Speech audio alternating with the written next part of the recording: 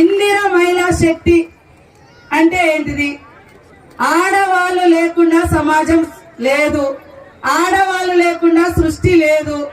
మరి అలాంటి సృష్టిలో సృష్టి అంటే సమాజాన్ని సృష్టిస్తున్నటువంటి మహిళ నే ఈ దేశంలో, ఈ సమాజంలో, ఈ భూమి మీద అత్యంత శక్తివంతురాలు.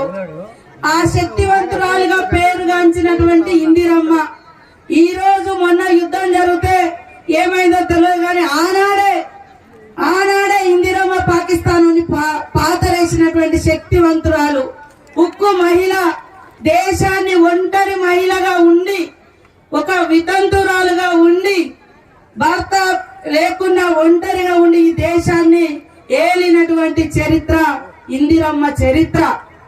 వితంతు మహిళగా ఉండి అంటే ఆమె అనేక కష్టాలు, విమర్శలు, ఇబ్బందులు, అనేక కష్టాలు ఎదుర్కొన్నా కూడా ఉక్కు మహిళగా పేరుగాంచింది.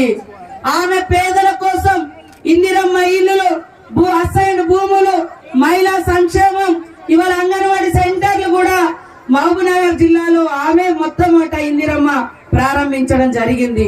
సో ప్రతి మహిళ ఒక శక్తివంతురాలైనటువంటి మహిళగా ఎదగాలి అనేది ఈ ప్రభుత్వం, సీఎం రేవంత్